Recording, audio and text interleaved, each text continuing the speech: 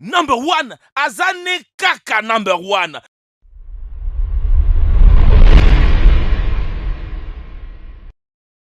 Il y a quelques semaines, la Coupe du Monde était en plein essor et d'incroyables nouvelles, voire même un peu choquantes, apparaissent tout le jour. Mais l'une de ces nouvelles laisse vraiment un arrière-goût un peu amer. Cela concerne un membre de l'équipe sud-coréenne, plus spécifiquement le footballeur Son Heung-min. Il est la vedette principale de l'équipe. Il joue pour Tottenham, un club anglais.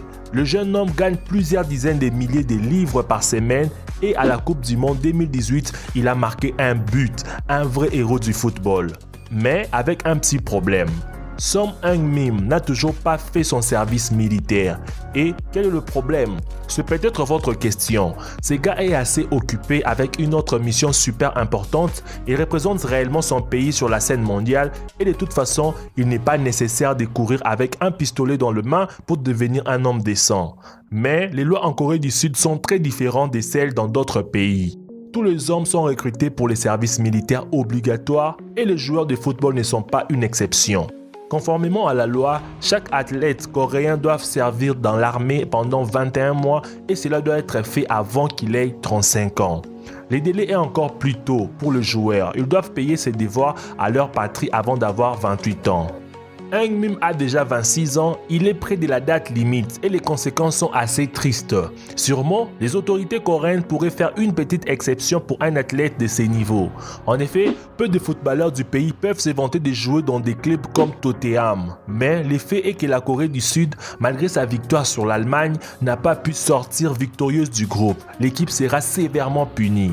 Le problème est qu'ils prennent les services militaires très au sérieux en Corée du Sud. Pour les Coréens qui n'ont pas servi, c'est vraiment difficile de trouver un bon travail et même d'épouser une femme. Les parents de la fille ne vont probablement pas apprécier un tel traître et la société tout entière ne l'approuve pas. En 1997, à cause d'un scandale, le candidat à la présidentielle Lee Hong-chang a perdu l'élection bien que tout le monde avait prédit sa victoire. Cet échec est dû au fait que son fils a été soupçonné d'avoir esquivé les services militaires. À l'annonce de cette information, la cote de Hwang Chang a chuté et il a perdu avec une différence de 1,6%. Et ces soupçons n'ont même pas été confirmés. Aussi, ce service militaire n'est pas une partie des pique-niques. Tous les jeunes hommes sont pratiquement complètement isolés du monde extérieur. D'abord, ils passent 5 semaines dans des champs d'entraînement, puis ils commencent les services qui lui-même consistent d'exercices intensifs. Ce serait un véritable exil pour un footballeur professionnel et les gars n'est coupable de rien. Bien que les soldats reçoivent un salaire mensuel de 288 €, qu'est-ce que cela signifie par rapport au salaire que Son Heung-min reçoit à Tottenham? Il devrait quitter le football, mais il a encore une chance pour éviter cette suspension de carrière pendant 2 ans. Les joueurs peuvent servir en jouant pour un certain club associé au ministère de la Défense. Il existe 2 clubs de ce type et il n'est pas facile d'y entrer. Avant de partir pour un club qui remplace les services militaires, le joueur doit avoir joué 6 mois dans la Ligue K. Le problème est qu'il n'y a pas un club dans la Ligue qui ait autant d'argent pour acheter Heung-min dans son club à Tottenham. La situation est vraiment désespérée et terriblement injuste. Les meilleurs joueurs sud-coréens ont encore de chances d'obtenir une exemption du service militaire. Pour cela, il leur suffit de gagner une médaille aux Jeux Olympiques ou de remporter l'or aux Jeux Asiatiques. Mais en 2016, Heung-min s'est concentré sur sa carrière en club et les prochains Jeux Olympiques se tiendront en 2020. Un peu trop tard. Le dernier espoir pour celui-ci est de gagner les Jeux Asiatiques qui débuteront en août 2018. Souhaitons-lui bonne chance. Mais l'histoire de la star du football n'est pas la seule chronique d'injustice dans ces mondes. Le sauveteur Thomas Lopez, qui travaillait sur une plage en Floride, a été renvoyé pour avoir sauvé un homme qui s'est noyé. Absurde. Mais un tel accident a bien pris place le 2 juillet 2012. L'homme de 21 ans était en service à Arundel Beach quand il a été informé qu'un homme s'est noyé dans la partie sauvetage des littorales.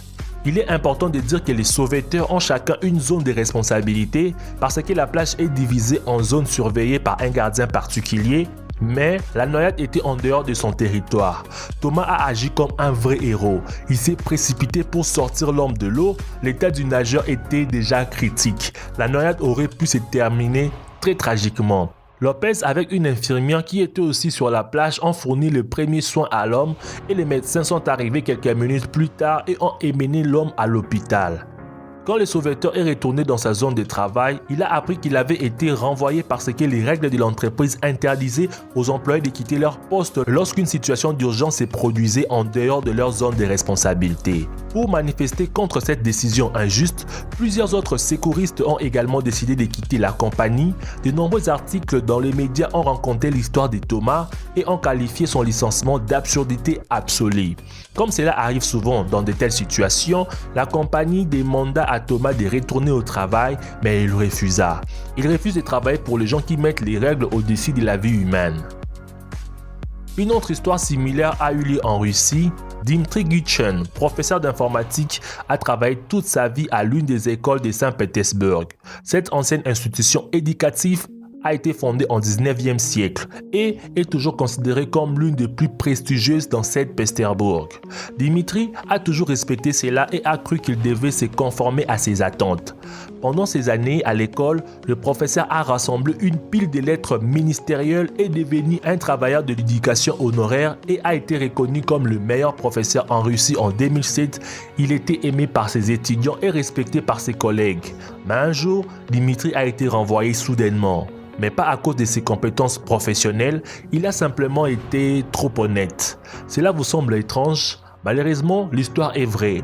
L'homme a remarqué que certaines notes de ses élèves étaient forgées et certaines sont écrites par d'autres personnes. Ce n'étaient pas les étudiants, mais la directrice. Dimitri constata aussi que la directrice avait aussi soumis une note annuelle pour l'un des étudiants et joint une note avec les mots « ne pas corriger ». C'en était trop. L'enseignant est allé voir la directrice, mais rien du tout. Dimitri a parlé de ses évaluations malhonnêtes sur les réseaux sociaux, attachant des images comme preuve. Apparemment, la directrice n'a pas aimé et a renvoyé l'enseignant pour violation d'éthique. Il était déjà impossible de couvrir le scandale de la falsification et quelques jours après la publication, l'école a été inspectée au cours de laquelle toutes les violations ont été confirmées. La directrice a nié ces faits. Contrairement au héros de notre dernière histoire, Dimitri acceptera de retourner à l'école s'il est invité par un nouveau directeur. Il a consacré toute sa vie à cette institution et est prêt à continuer à travailler dans le même endroit. Cependant, le plus étonnant et en même temps le plus triste cas d'injustice que nous avons trouvé se déroule aux États-Unis. En 2012, Debbie Stevens, qui a élevé seul ses 2 enfants, travaillait dans une concession automobile à Long Island. Tout allait bien quand sa patronne, Jackie Brussia, a soudainement eu besoin d'une transplantation rénale urgente. Debbie est devenue sa donneuse. Vous commencez à vous demander pourquoi elle s'est portée volontaire. Debbie était inquiète pour Jackie. 4 semaines plus tard, la femme a repris le travail et Debbie s'est sentie malade et est restée chez elle. Elle reçut immédiatement un appel de Jackie qui lui a dit de revenir au travail. Les complications qui ont commencé après l'opération n'ont pas convaincu Jackie que son donneur avait besoin de jours de congés supplémentaires. Après un certain temps, Debbie a été transférée à une autre branche qui était à 80 km de son ancien lieu de travail. Et quand la femme a demandé plus de jours de congés, Jackie s'est juste énervé. Debbie Stevens s'est alors tournée vers un avocat, mais reçut bientôt une lettre de licenciement. Debbie fut choquée. Hélas pour elle, elle ne sera pas possible de récupérer son rein. Le rein de Debbie n'a pas été transplanté sur Jackie. Le médecin a fait un échange. Ils ont pris un autre rein de la banque d'organes. Le rein de Debbie Stevens a été transplanté à un patient de Saint-Louis. Debbie a perdu non seulement un rein, mais aussi un travail, ainsi que l'assurance médicale qui était payée par l'employeur. Elle a encore besoin de traitements coûteux et ne peut pas payer les factures. Sous la loi américaine, elle pourrait bien recevoir 15 millions de dollars de compensation. Malheureusement, l'histoire n'est pas terminée et les poursuites sont toujours en cours. Voilà pour aujourd'hui. Croisez les doigts pour ces héros et héroïnes qui vivent bien des mésaventures. Bonne chance à eux. Dites-moi dans les commentaires de quelle de ces histoires vous a le plus fait mal. Merci d'avoir regardé la vidéo jusqu'à la fin. Si cette vidéo vous a plu, n'oubliez pas de vous abonner pour plus de vidéos, d'activer la cloche de notification et de partager cette vidéo à vos amis. Quant à moi, je vous dis à nous revoir demain pour une nouvelle vidéo. Ciao les amis.